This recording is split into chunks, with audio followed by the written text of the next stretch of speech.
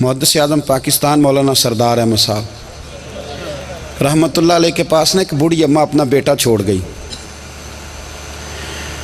تو حضرت صاحب نے کوئی 2 4 5 مہینے رکھا تو بعد میں اس کی اماں کو بلا کے کہا کہ بھائی تو بیوہ ہے، بیٹا تیرا یتیم ہے، میں نہیں چاہتا کہ اس کا وقت ضائع ہو. یہ پڑھنے والا کوئی نہیں، سارے نہیں بھائی پڑھنے والے ہوتے. اب یہاں علماء بیٹھے ہیں، میں بے ادب بھی نہ ہو جاؤں.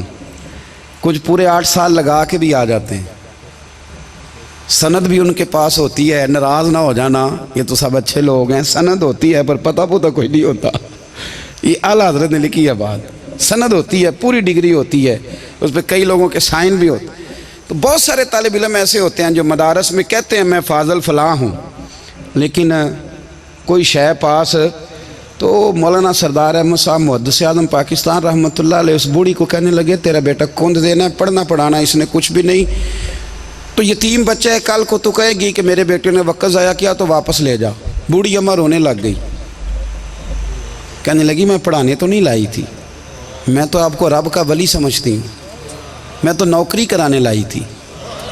نوکری. حضرت انس بن مالک کہتے ہیں میری اماں بھی حضور کی بارگاہ میں دے گئی تھی.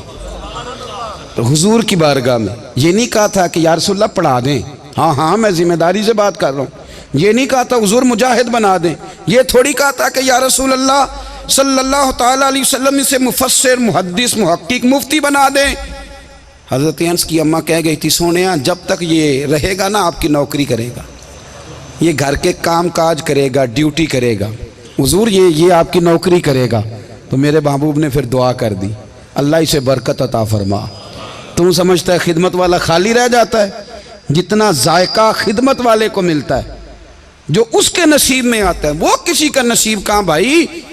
حضرت انس کہتے ہیں حضور نے دعا کر دی برکت کی. مجھے تو کھیتی باڑی آتی بھی نہیں تھی، پر لوگوں کے باغ میں سال میں 1 دفعہ پھل لگتا تھا، میرے باغ میں 2 دفعہ لگتا تھا. حضور نے دعا کر دی یا اللہ اسے اولاد دے.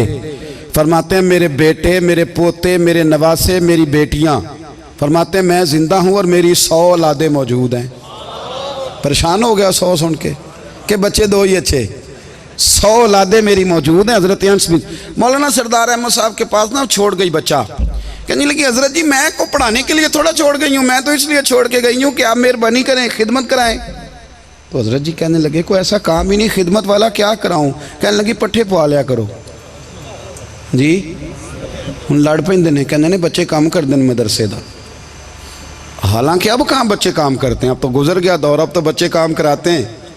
اب بچے بھی ناراض ہو رہے ہیں، گھور کے دیکھ رہے ہیں. صحیح پہ رہا ہوں آپ کو، بچے کام کراتے ہیں، بچے کہاں کام کرتے. کہنے لگی یہ چارہ ڈالے کرے گا آپ کی بھینسوں کو. تو حضرت نے اس کو کہا کہ بی بی چارہ میری بھینسوں کو ڈالنے کے لیے میں نے بندہ رکھا ہوا ہے، تو جا لے جا. کہنے لگی ہاتھ باندھ کے حضور مہربانی کریں رکھ لیں چارہ ڈالے گا. اور پتر توجہ سے چارہ ڈالنا حضرت کی بھینسوں کو. رونے لگی. حضرت نے رکھ لیا، مہینے کا خرچہ بھی دیتے. شام کو نا وہ سارا دن کام کرتا، شام کو آ کے پیروں میں بھی بیٹھ جاتا.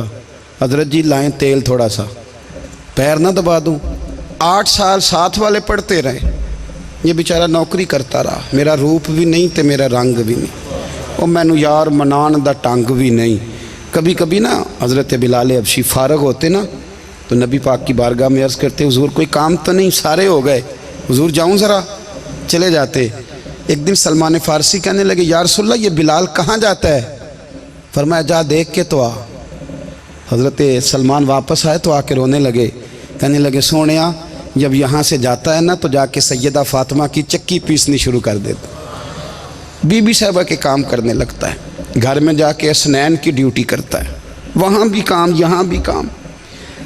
وہ چارہ ڈالتا رہا، اس نے چارہ ڈالا. حضرت محدث اعظم کی بھینسوں کو دستار فضیلت کا وقت آ گیا، سارے پگڑیاں سجا کے آ گئے. آج دستار ہوگی. یہ نہ پیچھے ہو کے بیٹھ گیا، چونکہ پڑھا ہی نہیں تھا تو دستار کاہے کی. دستار تو اس کی جو پڑھے گا.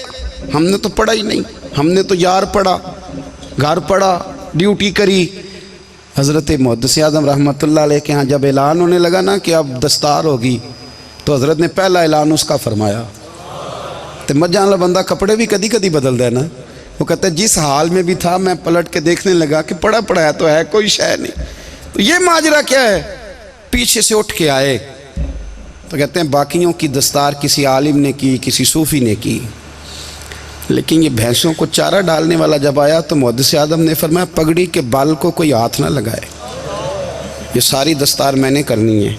اور فرماتے ہیں حضرت بال بھی دیتے جاتے تھے اور آنسو بھی بہاتے جاتے تھے، ماتھا بھی چومتے تھے، اور فرماتے تھے دستار کے بعد چلا تو نہیں جائے گا یار، مجھے تو عبادت بھی نہیں رہ گئی، مجھے تو چابیوں کو بھی نہیں پتا کون سی کہاں رہتی ہے، جائے گا تو نہیں تو رو پڑا، کہنے لگا سونیا جائے تو وہ جس کے پلے کچھ ہے ہو، آتا جاتا تو ہے کچھ نہیں، مجھے کس نے رکھنا ہے، میں نے کہاں جانا ہے، ادھر کہاں تو ادھر ہی رہوں گا۔ وہ اس طالب علم کے سارے استاد بھائی کہتے ہیں اس نے دستار کرائی، پڑھا پڑھایا کچھ نہیں، پر جو مسئلہ اڑ جاتا تھا نا، وہ جو اڑ جاتا تھا نا، وہ جا کے اس سے پوچھتے تھے تو کتابیں کھولنے کی ضرورت نہیں